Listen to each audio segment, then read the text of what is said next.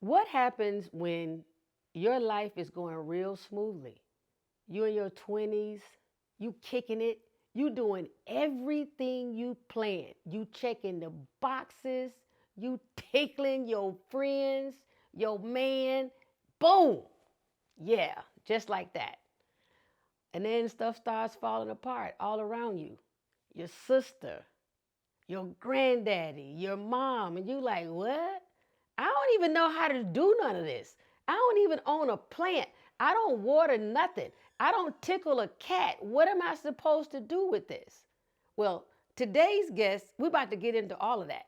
And what's even better is currently most people know her as this fantabulous MC, podcaster, speaker, blogger extraordinaire. Folks all over the globe listen to her, get advice from her, and don't recognize that she went through all of this caregiver journey drama. But she's giving it to us here, right here, live for the first time and exclusive. Yep. Come on. Yep. I told y'all we get that good shit. Yeah. Listen and watch. Parenting Up, Caregiving Adventures with Comedian Jay Smiles is the intense journey of unexpectedly being fully responsible for my mama. For over a decade, I've been chipping away at the unknown, advocating for her, and pushing Alzheimer's awareness on anyone and anything with a heartbeat.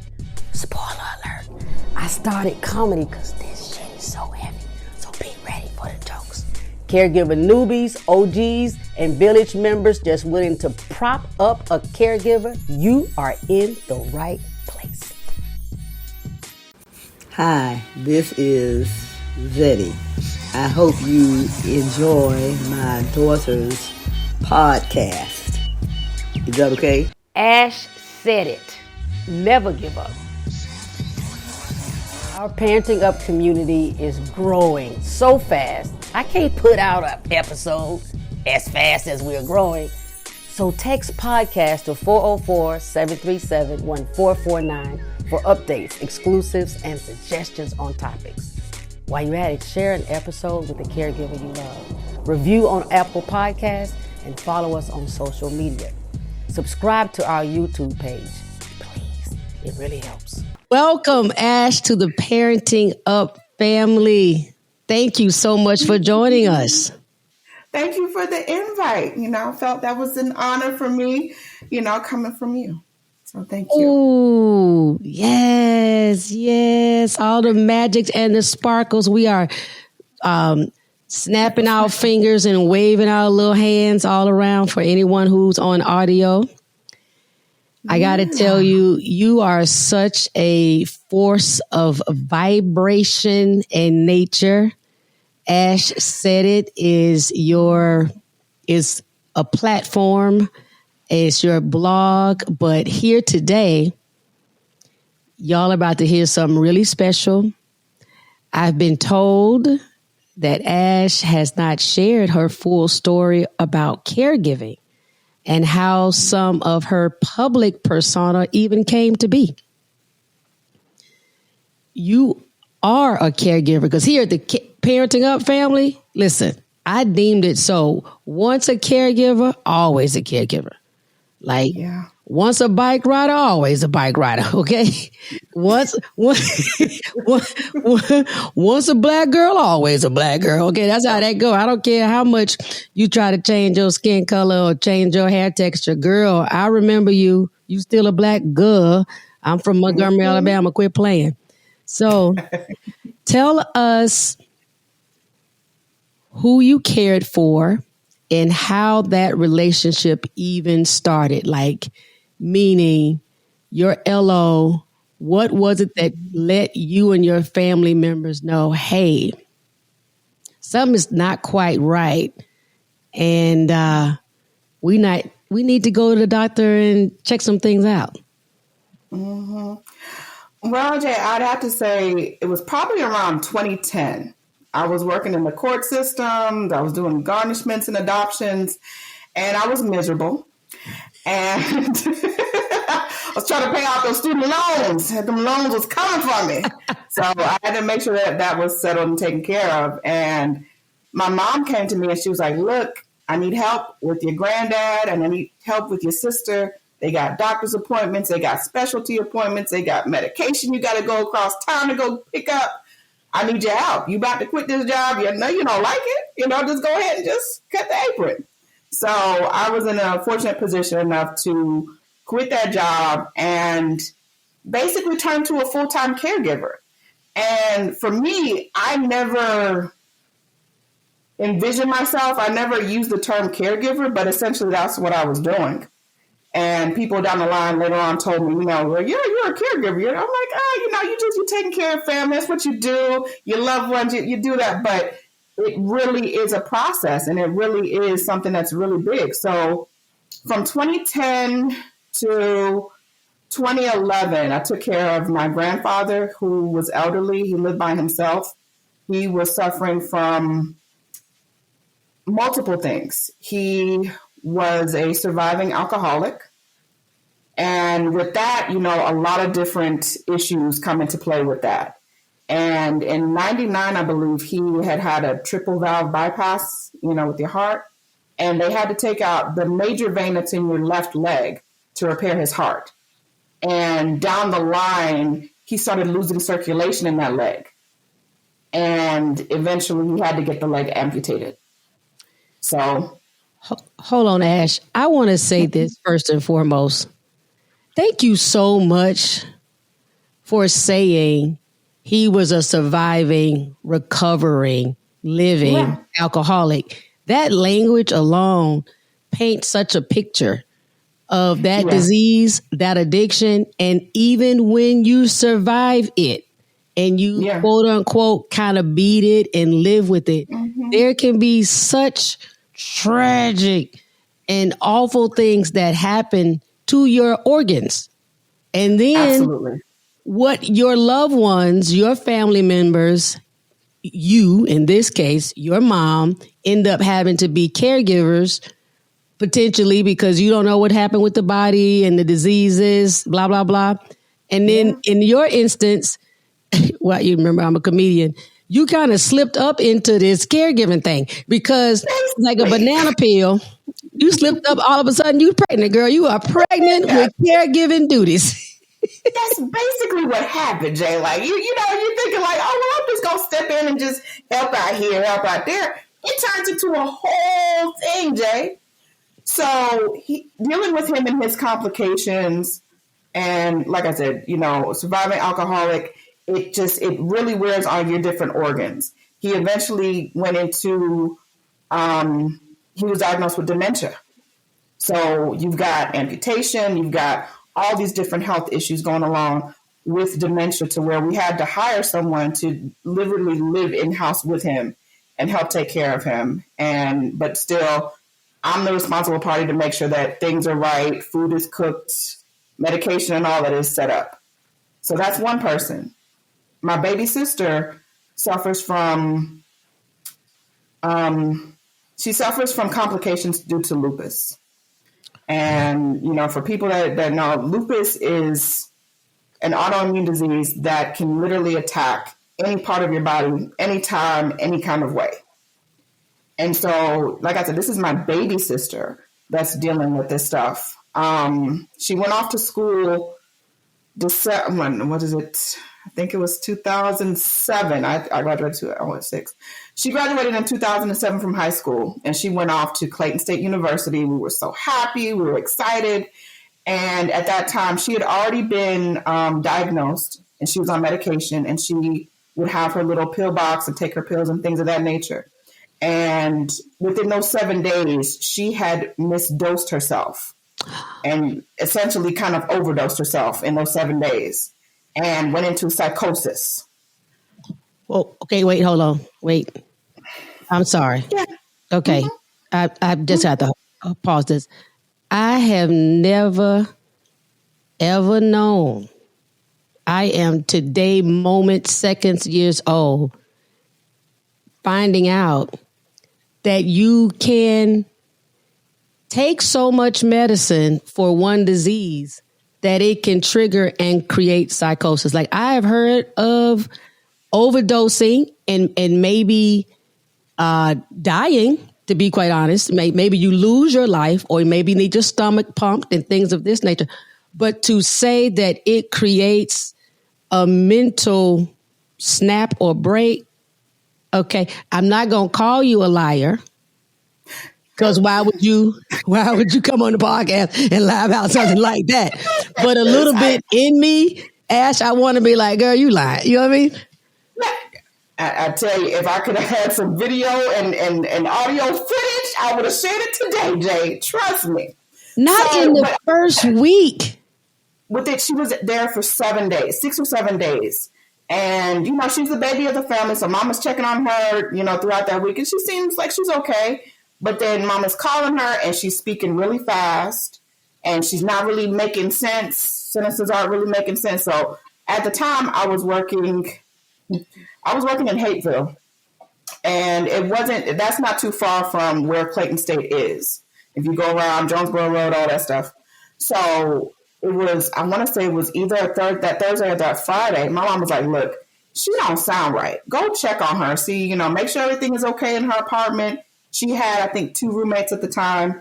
And she's like, just go check on her, make sure that everything's straight because something ain't feeling right.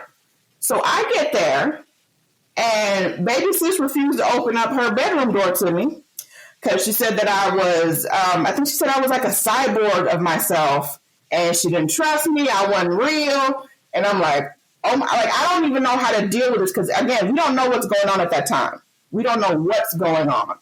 And I basically said, I'm like, look, I'm about to be late for work. You know, please open up this door. So she opens it up and, you know, she just like won't look at me. She'll walk straight to the door. I said, you know, your classes already happened, right? You already missed your classes for the day. And she was like, oh, okay. I said, you see, it's me, right? I'm not an alien or something. I'm not this creature that you thought I was. And she's like, oh, I guess you are yourself. Okay. All right. So I call my mom. I'm like, look, we're going to have to come get her because I don't know what's going on or what happened. Because any number of things could have been going on. She could have been drugged. She could have been, I don't know. So my mom and I, we go, what happened? I think we went and got her, brought her home. And it just seemed to like escalate to where she's speaking pure German. She studied German in high school for like 4 years. And she's speaking nothing but German. And I'm like, I could pick out like a couple sentences. Okay, wait. So she really knew German. So you're not playing around with like, because, you know, I got a crazy family. So whenever you start talking gibberish, we just say that fool was speaking Mandarin. Okay. Nobody speaks Mandarin. That's just our way of saying you were talking out the side of your neck. But you really mean she was speaking fluent German. Fluid. She took it at either 3 or 4 years in high school, and she was studying it there at college as well. Full on German. Like, I'm not going to speak English no more.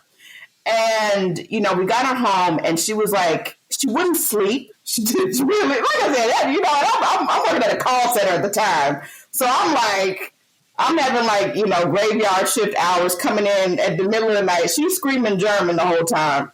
And I just turned to my mom and I'm like, we can't handle this. We're not equipped to deal with this. I don't really understand what's going on, but we need to find a solution. We need to find someone that can help her because what we're doing, her just sitting up here speaking German the whole time, we need help. So we started doing some research and finding some facilities because initially we thought that it was just like a mental break, maybe being away from home or whatever the case is. And so we had her go to a center that basically said that she had an imbalance and it was due to the medication. So she must have, you know, taken too much of what or done whatever. And they were like, well, it's not really a whole bunch that we can do. And I was like, well, what do you, because you have to like wait for it to come out of the system or whatever. And they can't give you something to just make you just snap out of it. So she was in maybe 2 different facilities, 2 or 3 different facilities at that time because each one didn't know what to do with her. And, you know, at one point they wanted to do shock electrotherapy on her. And my mama said, "Oh, no, no, no. You ain't frying my baby's brains. You ain't, no. We just got to wait this out." She gonna speak in German. There will be no Tuskegee experiment in Clayton County, Stockbridge, Decatur, Georgia. Did not play that stuff. She's like, "You're not finna fry my baby's brain. We'll just wait it out. But you ain't finna, nah, y'all ain't about to sit up here and scramble her. No, ain't happening. Nope, not happening." So eventually they released her, and she was more calm when she came home. She wasn't speaking the German stuff because I was like, look, I only know about maybe one sentence and maybe a few things I could pick out in German, but all this fluent German stuff, I can't do it. So she came home and she was calm, but it was like her subconscious was turned on and her conscious mind was turned off. So, you know how like we might have something, we may go somewhere and be like, girl, you know that girl ain't supposed to be wearing that skirt. It ain't fitting right. She would say it. She would verbally say these things that we would usually put in the back of our minds. So it made it very awkward at church. It made it very, very awkward at church. What did she say about Sister Jackson's hat and shoes? Yeah, so it was because she was just very much like, very matter of fact. I mean, said stuff to everybody. I remember one night I was going out to the club with some friends, and, you know, I had lost a couple pounds. I'm like, you know, I got my cute outfit on. I'm like, yeah, I'm looking good. Okay, go ahead, Ash. And she turned around the corner, and she's like, oh, you going out in that? And I'm like, you know, I'm gonna feel this high. I'm like, you know what? I know you ain't well, and I'm just gonna leave that at that. I know you ain't right. You ain't right, but I'm gonna be okay. Okay. You're like, you know what? First of all, I don't know. Did you used to think that all the time and didn't say it? Because now I don't know if I need to be mad at you from 10 years ago. Okay. All this time, Ash, what were her vitals? Were her vitals okay? Like her blood pressure and sugar and all of that? So it was just everything was right except for like I said, I don't know exactly the terminology as far as the medication and stuff goes, but her vitals were good. Her cholesterol, her pressure, blood, everything was on point. It just, the mind had just floated away. Yeah. So a couple months go by or so, and she starts to kind of calm down. So she's seemingly back to normal, so to speak, right? And but then she starts to lose vision in her left eye, and so she starts to lose the vision in her left eye, and she's going to specialists and stuff, and there's not a whole bunch that they can do. So it's just something that is just an ongoing challenge because people don't realize, like I said, lupus is the core situation that she's dealing with, but it's causing all these other issues and other problems that we had to deal with. So that happened. So, like I said, during that time is when a lot of that stuff was like the aftermath of that, dealing with granddad, dealing with sister. I was like, okay, cool. I can do this. I can handle this. Mom starts to get sick. Okay. What made you think you could handle those two? I don't know. Okay. Honestly and truthfully, I don't know. I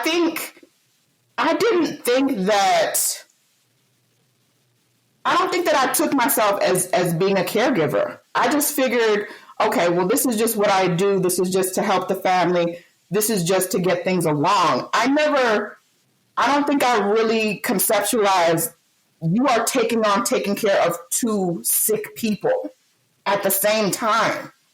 Sometimes there was a point where all three of them were in 3 different hospitals at once. It was a lot. So that my mom, I'm trying to remember, the dates are all flashy.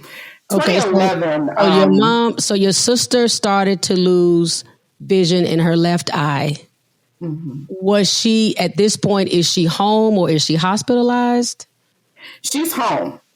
She's home. Okay. She's getting somewhat back to normal, but she's starting to have issues with the kidneys. Okay.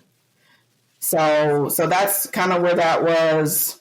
Starting to have issues with the kidneys. My mom, I want to say, and it's, like I said, the dates are probably beyond me, but between 2010 and 2011, my mom is now diagnosed with scleroderma. And scleroderma, it's another autoimmune disease that basically it hardens the arteries like in the body, and it hardens your skin, and it really pulls the skin really tight to where it's just a horrible disease. So she's diagnosed with that, and she has to start dialysis. So now, we've got 3 sick people. And December 2011, she was in the hospital for a bit.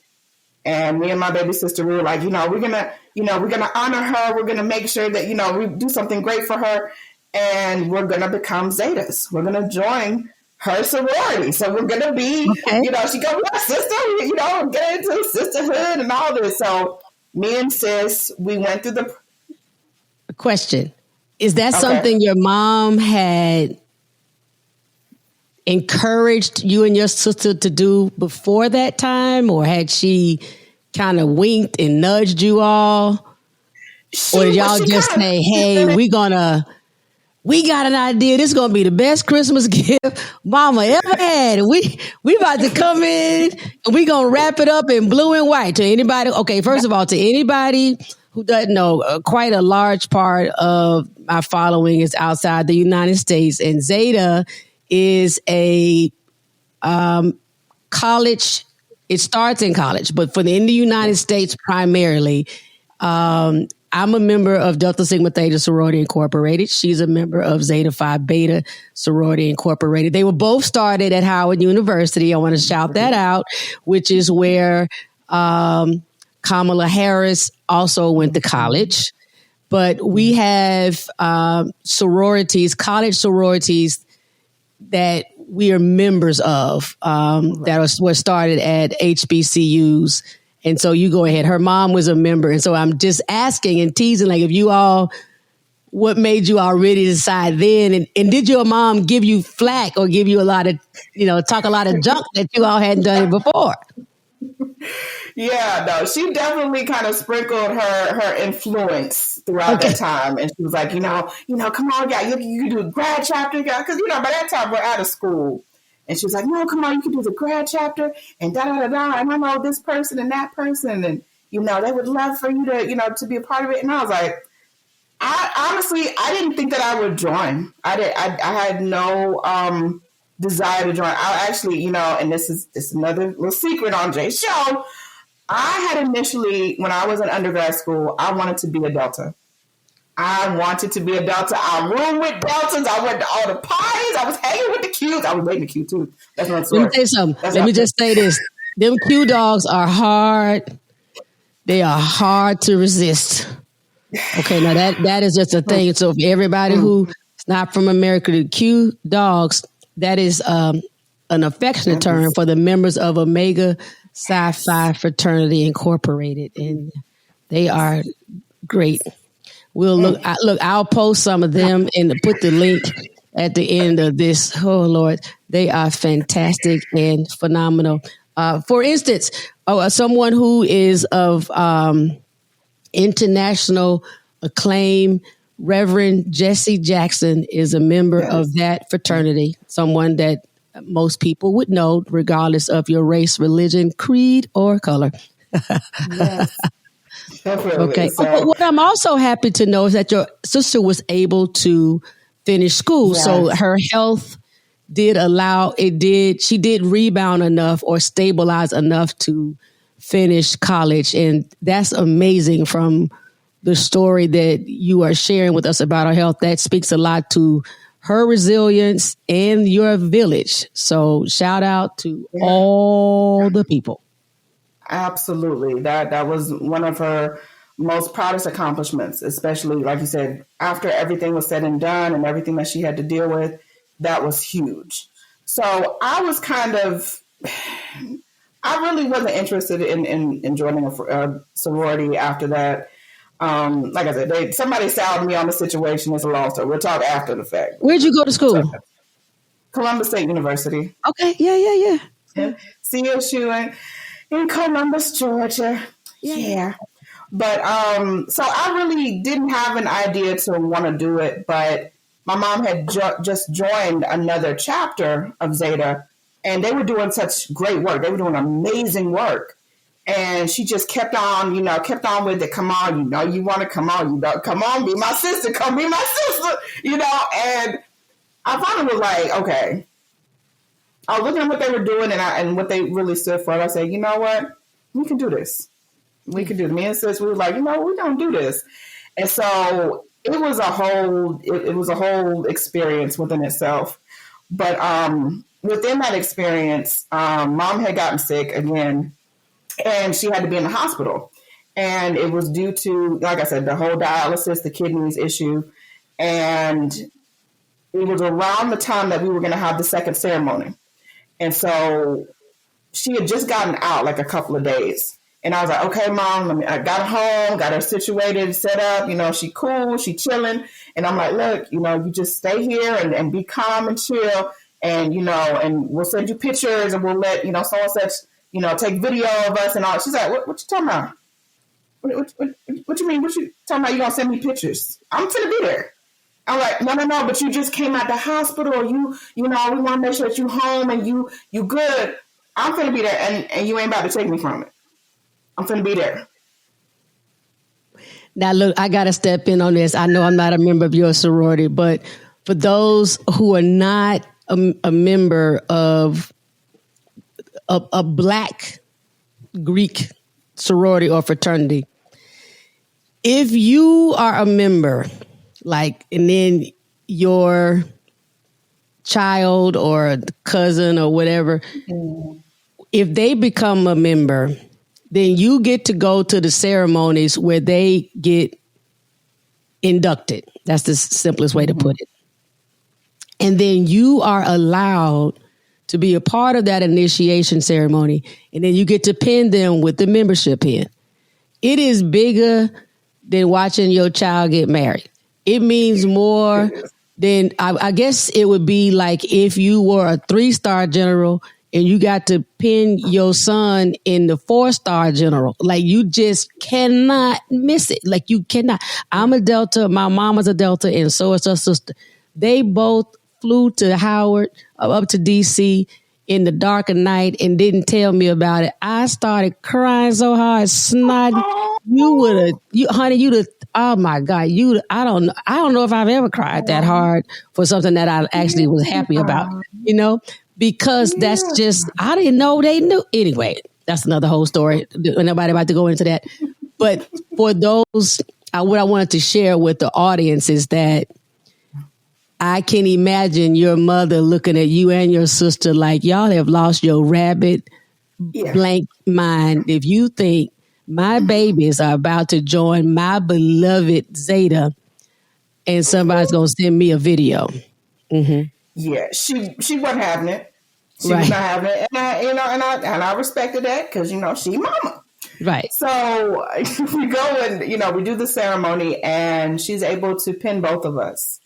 And she just had this glow and this sense of pride when she did it. And afterwards, it was a whole moment. And she said, I'm so proud of y'all. I'm so glad that y'all did this. This just brings me so much joy.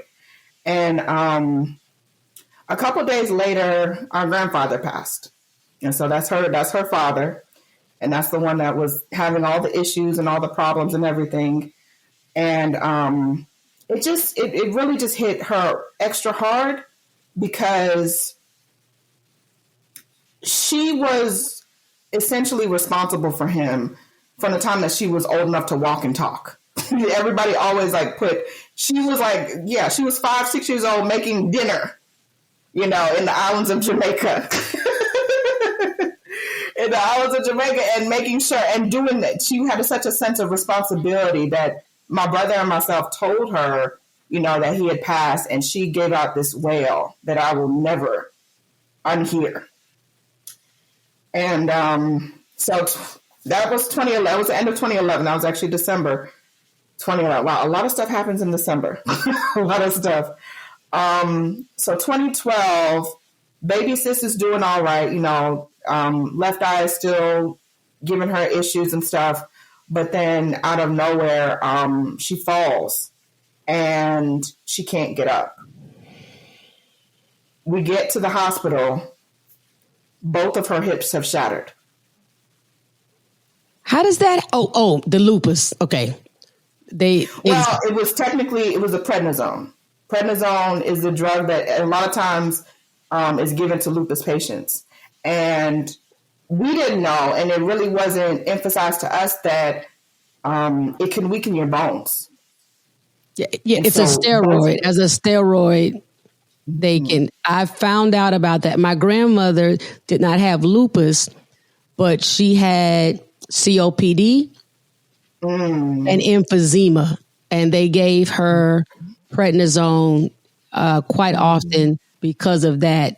And she had osteoporosis, and because of the osteoporosis, they told us about the side effects of the prednisone. But it's one of those things like, hey, okay, it's not the same. But just remember that sometimes my sense of humor can be off kilter.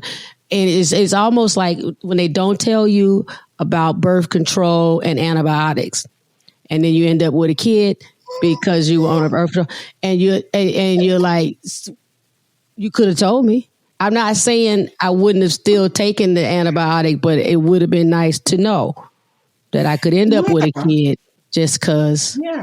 All right. Anyway. I mean, she was diagnosed with lupus at 16. So that's super young still. So it's been following her. Yeah. And so she'd been on prednisone that whole time. Yeah. Both hips shattered. I don't know what the angle that she fell or whatever, but both hips shattered. And so she went through a lot of different rehabs and stuff. And then they ended up putting her in a facility. She had to be in what was basically a nursing facility. And just going around that was 2012. So that was a rough year. And then mom just, her health was also on the decline. So, she was going to dialysis. My dad would take her in the morning. I would pick her up in the afternoon. And, as you well know, they have good days, they have bad days. There's days that they don't want to take their meds. There's days that they don't want to eat. And it's a struggle, but it's like, the necessary things that need to be done. So you just stay in the fight with them. Mm-hmm. So 2013 comes around and I'm looking at myself in the mirror and I'm like, I don't even recognize me. Who is me? Who is Ash? What is her story? Because it's just, there was so much stuff. Like my head was just spinning. And I was like, you know what? I want to do something that I've always wanted to do, but I just never had really the balls to do it and never was brave enough to go out and do something. So I got super disciplined. I dropped 96 pounds and I joined the Army. Wait a minute. God damn it, Ash. Listen, shit, I wasn't supposed to cuss. Listen. You getting exclusive. I ain't never told nobody all this stuff. Listen, where is Ofri? That's what my granddaddy called her. Ofri.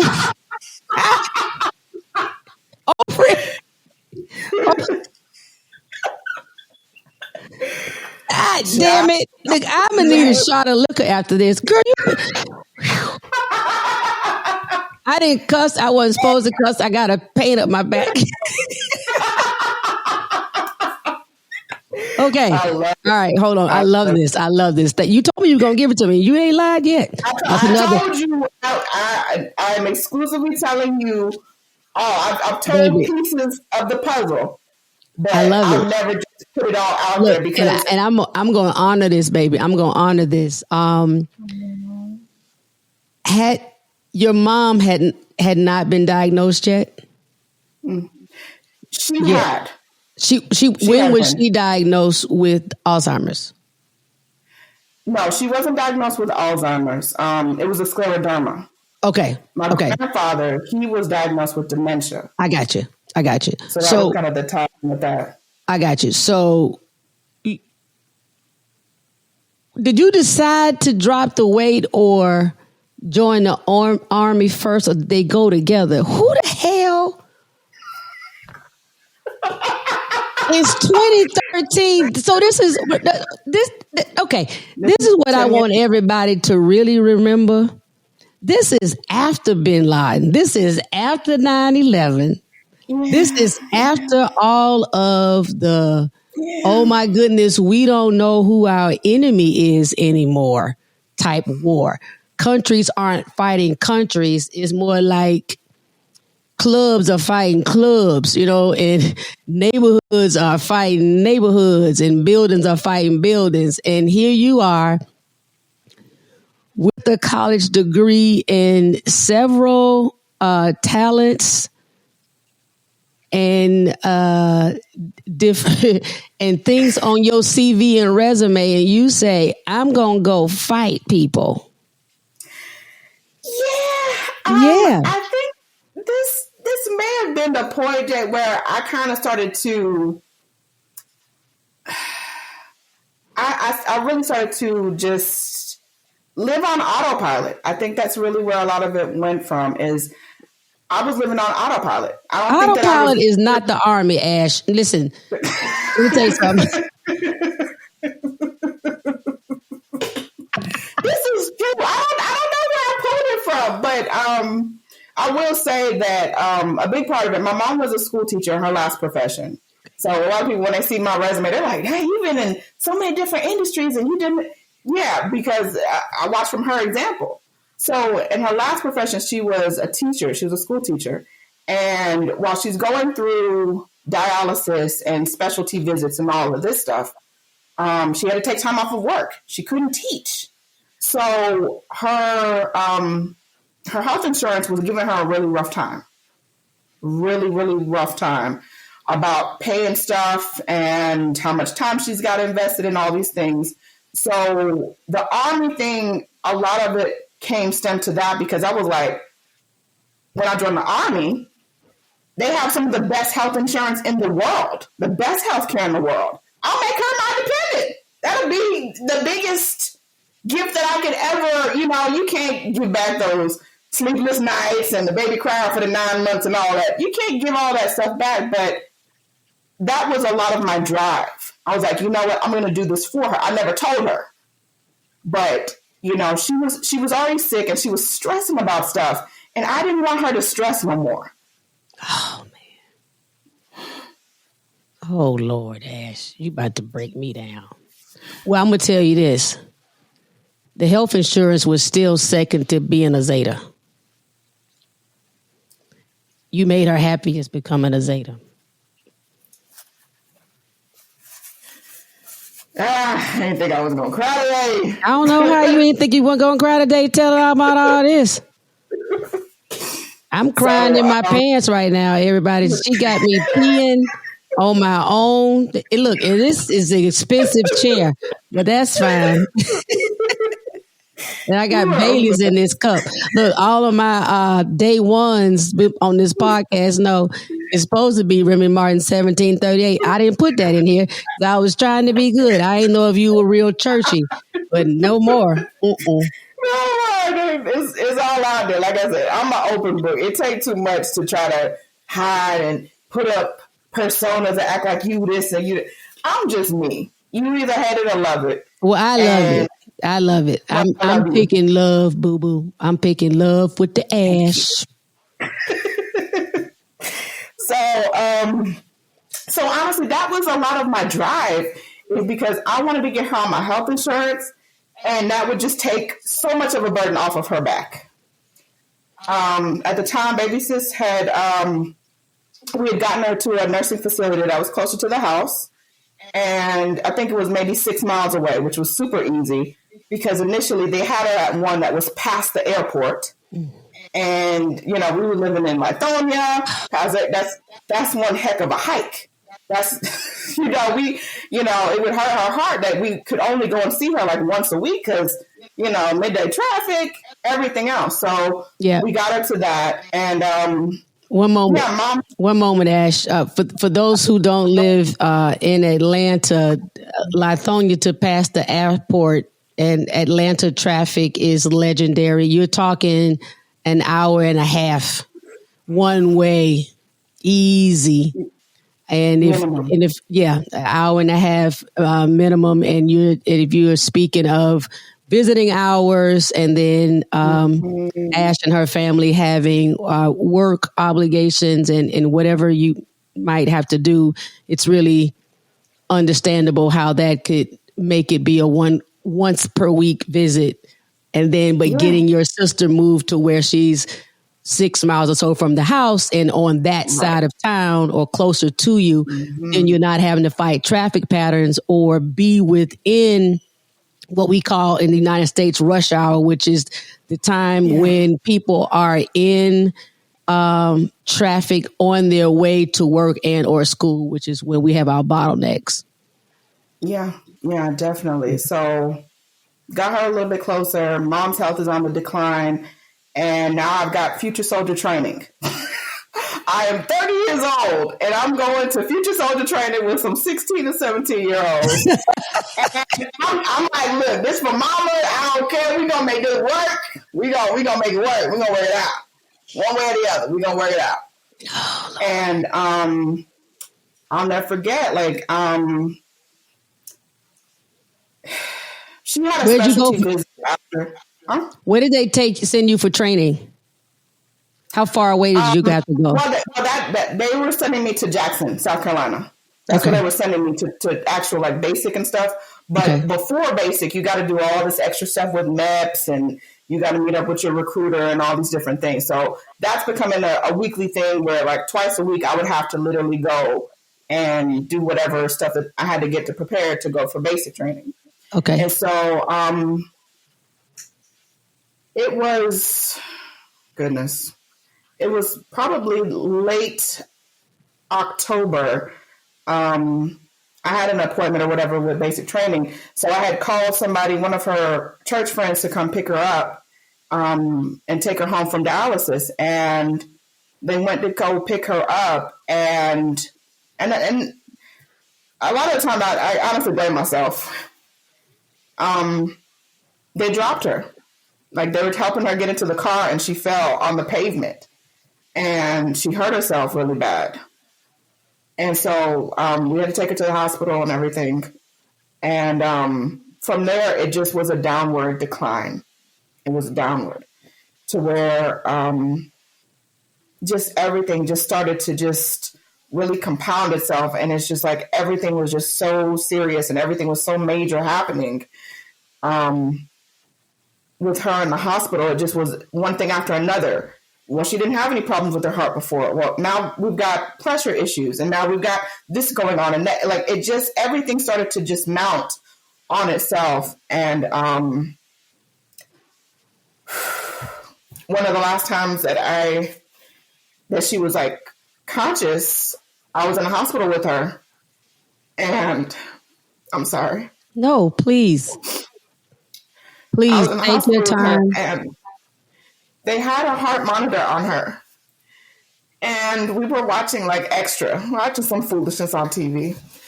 And all of a sudden, doctors and nurses started rushing in the room, it's 50 million people. And they rushed me out of the room and they're patting her. They're like, Miss Brown. And they said that her heart had stopped for 20 minutes. And I sat there with her, and I didn't know.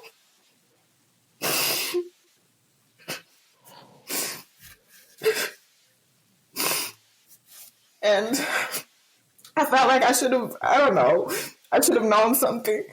But they resuscitated her, and they put her in a medical coma. And when she, was well enough to wake up, because they were they don't know if it's going to be brain damage, if she's going to be able to talk, if anything's going on with her. And she eventually did kind of wake up, but then they had to put in a trach collar in her throat.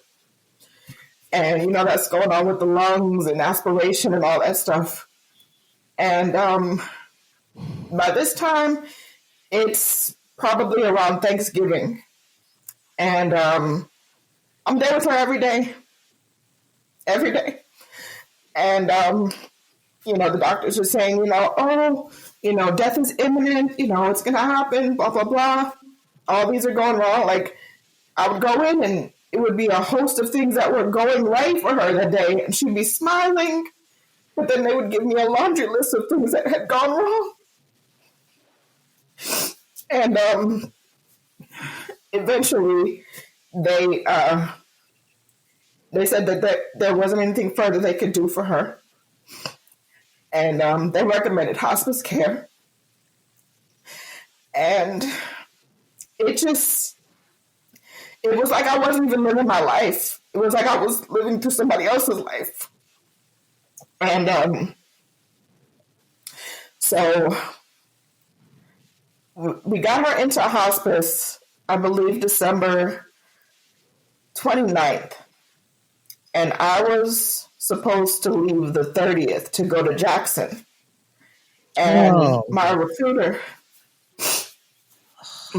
said, you know, Ash, you know, you don't have to go, you know, maybe you should say, but it was like, I almost heard my mom saying to me, you better go.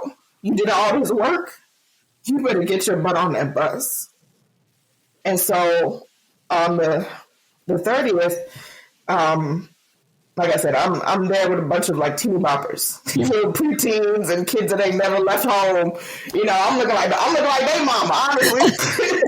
So it was me and maybe two other girls that were like, we were in our 30s or whatever, so we kind of banded together. And but everything went wrong that day. I will never forget it. Like, my recruiter dropped me off at the airport because we would meet at the clock tower inside Jackson International. And the bus was supposed to pick us up at 6 p.m. 7 p.m. comes and goes, no bus. 8 p.m. comes and goes, no bus. So we go up to the USS, USR, the military people. I forgot what they are. The USAR, I forget. We go up to them. We're like, look, we're recruits. We're supposed to be picked up at 6. They go and check some stuff. They're like, oh, the bus broke down on the way to get y'all. As if they ain't got enough issues, right? Right. Right. The bus breaks down. So they had to dispatch another bus to come get us. And that bus should be there by 11. It should be there by 11 p.m. It shouldn't be no later than that. Well, all 1 o'clock in the morning, this bus shows up to pick us up. It was 1 a.m. So we get on the bus. We're piling in. Hey. Go ahead. Ash, if they supposed to come at 6, when nobody came to alert you all about this broken down bus, they didn't just say, hey, go home and we gonna try this tomorrow. They didn't just say, we gonna come get y'all tomorrow. No. They really thought y'all would just wait till whenever it showed up. See, that's why I'm not supposed to be in the military. That right there. I would have been like, you know what? I'm going to come back tomorrow at 6 p.m. Yeah. But they're like, we'll just wait. And it was just a continuous, just crazy journey. So we get on the bus. I think it takes like maybe an hour and a half, maybe even 2 hours to get to Jackson. We get to Jackson and when you get to basic training, before you go, you're in this thing called reception, where you're sitting there for like 6-7 days, getting all your uniform and getting all your stuff together. So we get there and it's like maybe like 2 or 3 a.m. We're late. All the other buses from across the country or wherever they were coming from are already there. They're already getting set up and everything. And so they rushing us out the bus. They give us this little snack pack. It had like some Lance crackers and like a juice box. I'm like, this ain't gonna do nothing. Y'all ain't got nothing to eat. Y'all ain't got no toast, nothing. Lance crackers, and I eat it because I'm hungry.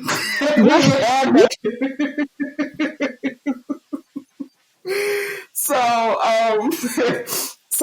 we get started immediately. They having us go to this downward basement area to go pick up our uniforms. And so we in lines with hundreds of other recruits. And I'm waiting in line, and I look at I don't know why, I look at my watch, and it's around 4 a.m. And I look over, and I see this giant yellow bin, this bright, like fluorescent yellow bin, and it says Brown, comma, D. Brown, comma, D. My mother's name is Donna Brown. Donna Teresa White Palmer Brown. And I'm like looking at, I'm like talking to God, I'm like, God, are you trying to tell me something? Come to find out, that's around the time that she passed. What was it on? Whatever you were reading? It was like a roller. It was like one of those big bins that you roll with the wheels. And it said Brown, comma, D. And I'm like, I don't know how clear that can be. Is what it is. I'm like, God, are you trying to tell me something?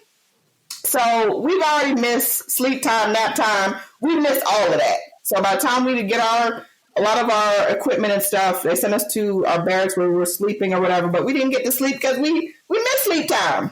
Right. So immediately they send us to go get breakfast, I think it was, and then to go do blood work. So go get breakfast, go do blood work. And as soon as the lady finished taking blood from my arm, one of the sergeants, the drill sergeants was, yeah, that's Brown, where you at? And I'm like, in that moment, I knew something had happened. I knew it. So I got up and I recognized myself, and they just pulled a random other recruit with me, and it was the other girl that was like 30 in her 30s as well. So I guess that was helpful. So they're like, they were like, and you other not totally Tina Bopper person, we want you too. We just don't want it to look obvious. Yeah, no issues. So we got to go to the corporal's office or whoever was up major or whatever. We go to their office, and the drill sergeant goes in and says, hey, you two stay out here. She goes in, closes the door. The recruit looking at me, she's like, what did you do? We only been here a couple hours. What did you do? And I told her, I said, I think it's my mom. She was like, man, we only been here, like we was late, and we only been here a couple hours. We barely had nothing to eat. We couldn't sleep. What did you do in that time? What could you have possibly done? Right. Not only what did you do, but I am not even that much friend with you. Like, we're not even friends like that. How come I'm with you? And tell me before we go inside so I can tell them how much I did not do it with you. Essentially. And she tells me, I tell her, I was like, I think it's my mom. I think, she probably passed. And that's why I'm being pulled. And she turned and she was like, wow, I'm so sorry to hear that. My mom passed last year. And I'm like, what? What are the chances of that? What are the? That was not by chance. That's not no coincidence. The girl's mother passed. I don't remember when she said, but she said her mom passed the previous year. And I'm like, whoa. So the drill sergeant, she opened up the door and lets us in or whatever. And when you're off at basic training, people can't call you. That's one of the first things that they do is they take your cell phone. You have no communication with the outside world. Nobody can just call up and, hey, how you doing? No, none of that. When you're in training, the only entity or people that can reach out and talk to you or send a message is the Red Cross. So they pulled me in the office and they read me the Red Cross message that my recruiter had actually called and let them know about my mom. And, it was a whole boo session. There's all kind of water work there. I don't even remember how long. I think I really just kind of checked out after that point on. It really, I didn't think, I couldn't think. I didn't know what I was thinking. What is that? And you would think, because in my mind, logically, I was like, okay, this girl's mom's passed away. She's going to go home and settle about the arrangements and do all that. No. At that point, I had already signed my contract with the Army. So technically speaking, I was Army property. I could not leave immediately for basic training to go home and settle about all of my whereabouts and things. I had to go and get special permission from some other higher up person, and they had to approve it in order for me to leave. And it wasn't an immediate thing. It was a Tuesday. I'll never forget that. It was a Tuesday. And I couldn't leave until that Saturday. So, yeah. I couldn't leave until that Saturday. And shout out to my recruiter who became a really good, really big sister type for me, Anita Tillery. They told her that, okay, well, her mom passed, okay, whatever. Send her, have her to book a bus ticket or get a plane ticket to go home. And she was like, that girl, mom just passed. She didn't join the Army to spend money. She joined the Army to become a part of this organization, and we cannot fail her. So she said, I am going to personally use my government vehicle to go up to Jackson from Lawrenceville and pick her up and bring her home. That's what I'm about to do. Y'all need to write me up. Do what you got to do. Do what you got to. Okay. I know that's right. Okay.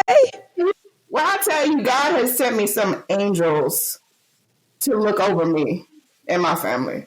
It is unmatched. So I get home that Saturday and, we're going through arrangements and planning everything. And again, they put me with stipulations. I had emergency leave on stipulation, so I could not drive. I could not be out past 9 p.m. I could not drink alcohol. They gave me a whole list of things because if I cause some kind of issue or accident or problem, the Army is liable, not me. Because I'm Army property at this point. Right. So they gave me a whole laundry list of things that I couldn't indulge in, which I was like, I don't do that stuff anyway, so it don't matter. I'm depressed. I'm sad anyway. It ain't gonna make nothing. So I left. I left and went home that Saturday. I had to be back that following Sunday to start basic. The funeral was that Saturday. That was not a good idea. So I just felt like I was just going through the motions of things. I was like, I got to finish what I start. My mom always pushed me, finish what you start. And I went back there that Sunday. And Monday we started basic training. And I had a meltdown. I had a whole mental meltdown. It was too much. I didn't know up from down. I didn't know just anything of what I was doing because I had never felt grief that deep. Never. So had a whole mental situation. They labeled me unstable. I stand by that. I was certainly unstable. They were like, it's funny, the second or third day. Wait, Ash, you're like, what I'm not going to do, what I'm not going to do at all is call them liars. There's no reason for a dispute. I don't need arbitration. They will right as rain. Right on the money. So maybe the second day I was there, they were starting to issue rifles. And hell no. They wrong for giving you a rifle. They should have looked at you and said, well, just stand beside the people with the rifle. And look like you pointed. They should have given you a broom and said, hold a broom like it's a rifle. I didn't even get a broom, Jay. I'm telling you. So they was issuing out rifles, right? Come up to my name. And the other side that was across from the way. He's like, Brown does not get issued a rifle. Does not issue a rifle. No. Brown does not get a rifle. Absolutely not. I was like, I agree with the man. Maybe don't give me one. I'm okay with it. Hey. Brown does not get a rifle. No, I don't blame them. I do not blame them in the least. Yeah. Not in the very least. Absolutely not. How long were you there before they escorted you away from training? It was weird. I was there at training for maybe 2 weeks, but honestly, most of the time I was there just crying. They would send me to the chaplain. They were like, "Oh, go see the chaplain, Brian. Just go check on the chaplain." Just say, for me, the chaplain would just talk about the Bible, talk about Jesus, talk about God. Hey, keep your mind right. But I don't remember the timeline, but it came to a point where they knew that I wasn't going to go any further. And they knew that I was just not in the mind space to complete it. And honestly, with my mom's passing, it just really was the main push behind me doing it. So with her passing, it just it lost the special meaning for me. Mm-hmm. And I didn't have the heart for it no more. Right. So they sent me home. I took a bus home. That was weird. I never taken a bus long distance like that. I was like, this is strange. We're going to different cities. It wasn't like a straight shot. It was like, we're going to stop in Butt Crack, Georgia, right quick, and then we're gonna, make sure we get on down. And you'll love this. So my stop, they dropped me off at Magic City. There's a stop at the Grey House out there. I didn't even realize. I was like, what? Yeah, Magic City. I was like, oh, this is gonna be. I gotta tell everybody, Magic City is the most historic, most infamous, world-renowned, legendary strip club on the East Coast. It is in downtown Atlanta, Georgia, and it has made many a young lady a college graduate, and it has made many a man divorced. Shout out to Magic City. Shout out to Magic City. They have great chicken wings and an awesome DJ. So, yeah. Mm-hmm. The drinks be nice too. Yeah. But, so you got back. They dropped me off in the middle of the night, so it's pitch black. So it literally just lights up there. They were like, "Listen, we're not going to keep you, but we're also not responsible for you." What you do to get home. So I was in my contract, and then that's another thing too, because it was such a unique situation. Mm-hmm. The Army didn't really know what to do with me. In all honesty, they should have discharged me right there at training. Right. That would have made more sense. Right. Yes. But because they already assigned me a unit, they said, well, your reserve unit is going to discharge you, blah, blah, blah. Okay. I said, okay, they're going to do it. Fine, great. The reserve unit that I belonged to was not a good unit. Okay. They were not cohesive at all. They didn't know what the heck they were doing.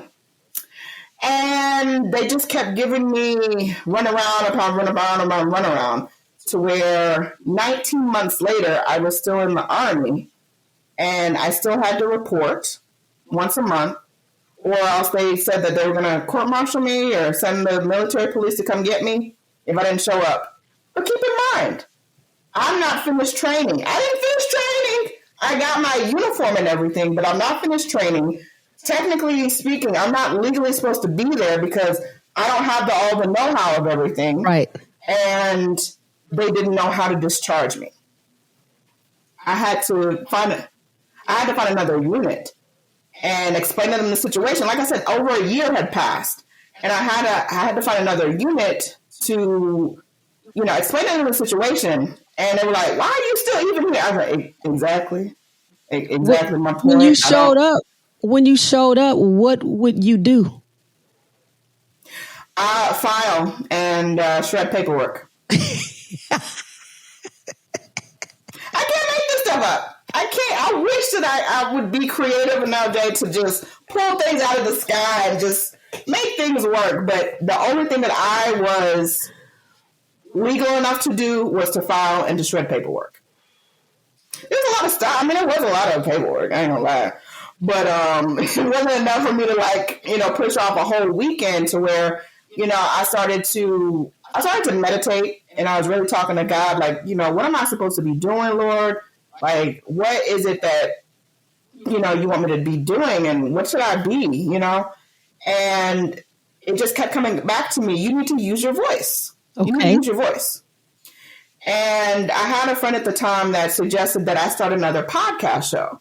I was like, I don't want to do another podcast show. People are unreliable. People don't tell the truth. People don't show up on time. People don't do what they're supposed to do. I don't want to do that. It's too much stress. Right. And she's like, no, but there's this app. There's this app called Spreaker. You can download it on your phone, and that's your interface. That's how you record your shows. And I was like, what does that even mean? Like, what, you know, whatever. Right. So I started recording myself in the mornings before I would go to the gym, and I would talk about just life stuff. Most of it, you know, about my feelings, about my grief and dealing with this loss. But a lot of it, you know, I'm probably like crying and really like, you know, having a moment. They sent me an email later on that year, and they were like, hey, you know, we're adding shows to iHeartRadio. Would you like your show to be added? And I'm like, this show that I'm doing every once in a while that I remember doing it. Y'all want to put this on iHeartRadio? Okay. So kicks and giggles, sure. Take it. I do it. I ain't doing that show regular, Jay. I ain't got no themes. Right. I ain't got no topics. I'm just doing the show whenever. Right. About a year later, I get an email from them congratulating me that my show is on iHeartRadio. And I'm like, no, please don't tell me that. Please don't tell me that. That you didn't put all of the crying and all the extras that I put out there. I was like, oh, this is not good. This is not what I intended at all. And so I started to reach out to a lot of small business owners that I knew and people that I knew had small businesses and things of that nature. Had them on the show. The show eventually just started to pick up on different sectors. You know, as of today, 1,900 plus episodes, 500,000 streams around the world. People still download it and check it out and everything. And it's like, that is my passion project. You know, I love that show. And it started off from a very sad place. Very, very sad and humble place. But for it to be what it is today and for people to take inspiration from the people that I interview and the people that I've had on there is a huge blessing. Huge blessing. And I think I side-railed on something. What else? You were vulnerable. You were vulnerable. You were healing. Yeah. You allowed others to heal. And your light was shining. Even in sadness, a light still shines. Yeah. Right? So you know, the sun can cry too. This is true. This is very true. Congratulations more than anything on continuing to listen to your own voice. That is the thing that I've heard the most as you've shared throughout this conversation is you heard something and then you did that. Even when it may not have been the most prudent, the most common, or the most mainstream, or you may not even have planned it or been excited about doing it.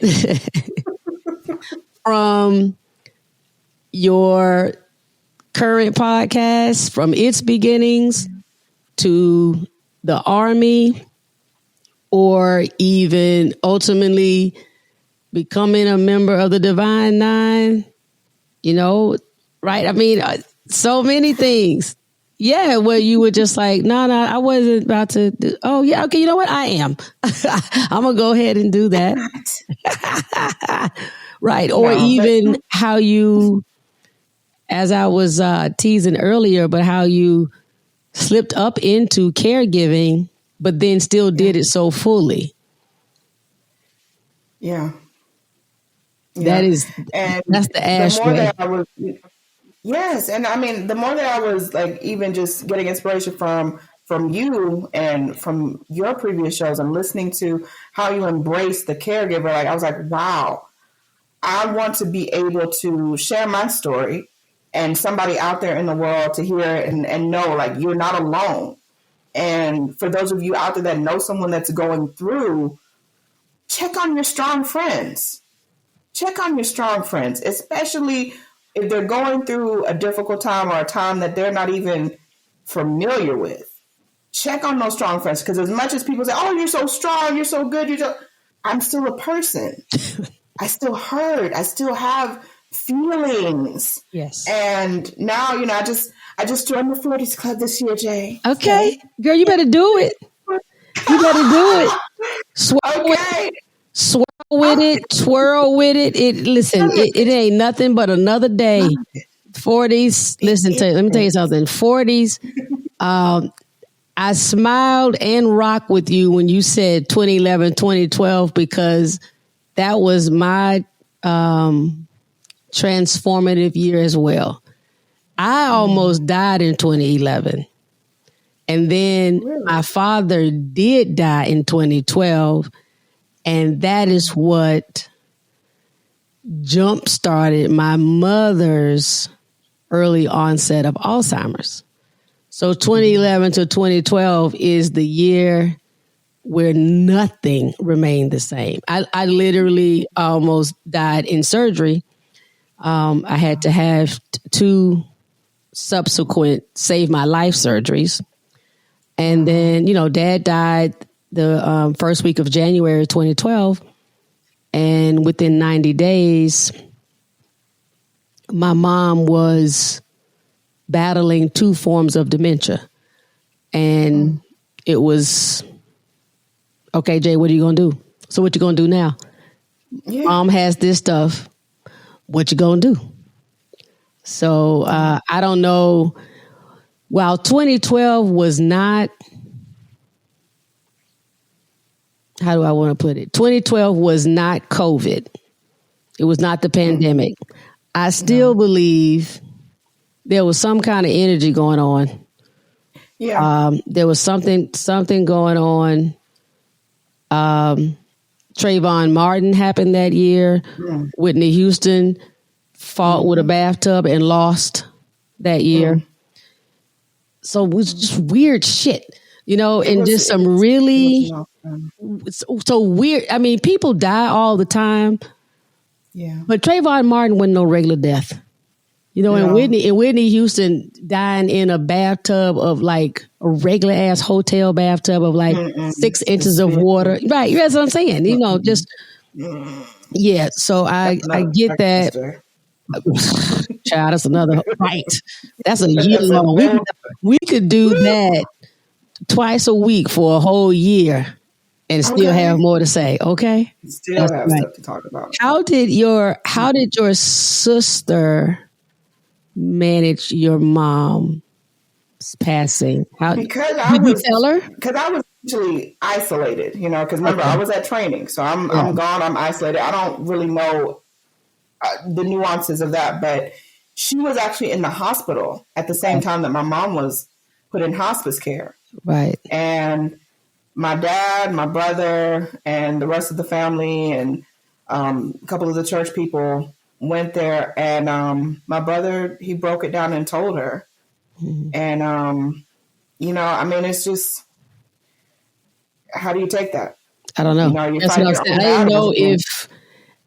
I didn't know if you all did tell her right away, or if, because I've known some people who, when there's a family member like your sister who is, in a facility where they can't quite get out, and the other family members in a facility, and you could just not address it. Right. They've chosen, for reasons of fragility, to not address it. And that's an option. For you do whatever you want. For some people that would work. Because of my sister, because of her situation, she's still as sharp as a nail. Gotcha. You're not gonna get nothing past her. She's gonna know something's up. that eye situation and her not being able to walk. she's going to know something's up. So they had to address it. I got you. They were going to have to, because she was going to know something was up. Right. Somebody was either going to come up and say something, or, she is sharp. And that's one thing that I'm so proud of her, of just being her own advocate, and, making sure her appointments and stuff are set and going in, and, she don't depend on nobody. It's just that one aspect of her life is right now she's not capable of walking, but that's also in the works. God ain't done with her. I tell her that all the time. I say, God ain't done with you, girl. They're going to sit up there and call and cuss me out. They don't be sitting up there thinking, no, that one there will still sit up there and look, I see what you did on da-da-da. How do you see that? Hey, you got X-ray vision? I don't understand. She say, listen, you need not worry about my sources. I got receipts, and watch how you're acting. So, Ash, this has been rewarding, rejuvenative. Oh my God, so refreshing. You've taken me places I didn't know we were about to go today. I'm so grateful. You are welcome to come back anytime. I do want to ask you one additional thing. Okay. After such a variety of caregiving roles, you're speaking of, your sister, a sibling, a parent, or grandparent. What is the common thread in caregiving from your perspective? The thing that you would say, yeah, no matter who I was caring for, as a caregiver, this aspect or this character trait was always useful, or it seemed to always benefit me. Right. Yeah. Wow. I would say that the most important characteristic that I've taken back from that, and I've been able to see in myself, is compassion. And as a lot of people know, if you have someone in your life or someone that you love that is going through stuff, and maybe they can't do the things that they could do before, just taking that extra time, speaking softly with them, speaking just so gingerly with them, because they're going through something that they've never had to go through before. And whether that is, my granddad cussing me out at his end of stage, he was a character of such. He was a character of sorts. And I mean, one of my last conversation with him, he was put into hospice care at his house. And I went to go check on him, and I was like, "Hey, Granddad, how you doing?" He's like, whatever. And I was like, "Did you need anything? Do you want me to go pick you up something to eat or something?" He was like, "I need you to lift me up and put me up in that recliner over there." And I'm thinking like, "Sir, you are 6'2", well over 200 some pounds. I can't." So I was like, "Well, Grandpa, I can't do that because you're a little bit bigger than me, and I would hurt myself in trying to lift you up." He's like, "Where's your brother? Tell him to come and help you." I was like, "Well, it's just me, Granddad. It's just me." "Well, what are you?" Kid you not. And you just have to just leave those situations as they are, especially as somebody that is at end of life type situation like that. Just let them have it. Let them have it. Let them have it. It may piss you off, and you'll be mad in the moment, like, "You mother trucker, you can't say that stuff." Let it go. Let it go. So having compassion, I think, is the biggest part of it, from my aspect, given my set of experiences. So, you got more in the set. I'm a poker player. Like in another lifetime, I think I would do professional poker. I have a dream. Since you share so much with me and you gave me an exclusive, I'm going to tell you something I've never said out loud in a public format or something that I've never disclosed. I have a dream, a fancy of doing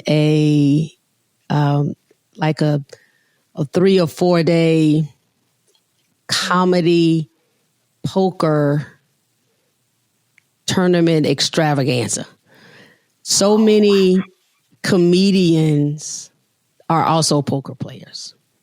Yeah. And my vision is that we are having comedy shows from maybe like 4 in the afternoon to like 10 p.m. And then the poker tournament is going from like 5 a.m. to noon for whoever's in the audience and whatever comedians want to participate. And the championship, you know, it's living it's fast paced, it's furious, and we're living on the edge a little bit. It can't last a week. This is like a Thursday through a Saturday. But we're telling jokes and we're playing poker. You know, I would have like, you know, ESPN or Bravo or somebody like that cover it. And a good deal of the funding would go to Alzheimer's, but it also like be involved with WSOP,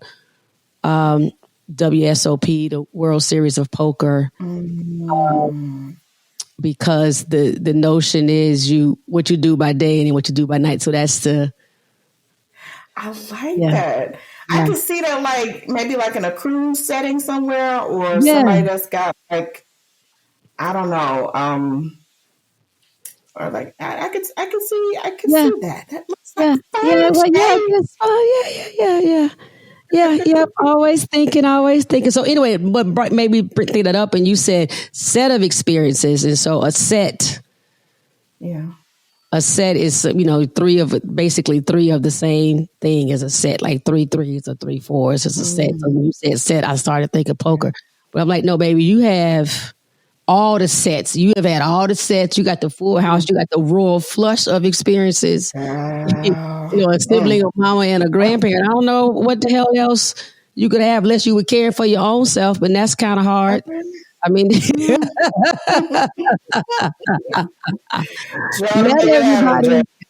let everyone know how they can support you, how they can follow you, where they can find you. All the things of Ash Brown. I appreciate that. And I appreciate you allowing me to be on your platform today and sharing a little bit about my story. For those of you out there that want to check me out, you can check out ashsaidit.com. You can follow me across social media at OneLoveAsh. That's the number 1, LOVEASH. And I'll see y'all online in cyber worlds. That's right. I love it. Thank you so very much. This has been a BLAST blast. The snuggle up. Thank you. Number 1. Listen, don't wait for a real plan. If you have a little voice, that'll go a long way. As a caregiver, you won't have time to come up with a cute plan and set up some Excel spreadsheet or Post-it notes. First of all, if you even did that, the chances of things lining up in a way that you can execute the original plan, boy, bye. Girl, hush your mouth. It's not even worth your time, effort, or energy. So, if you get a little inkling and something leads you to do one particular thing on any given day, that's enough. Don't add pressure and stress to yourself because, oh my goodness, what am I supposed to do next month? Like we saw with Ash, she just did the next thing, one small step at a time. Number 2, Caregiving comes in a lot of forms and in a ton of responsibilities and titles. You're a caregiver if you are providing care to an adult.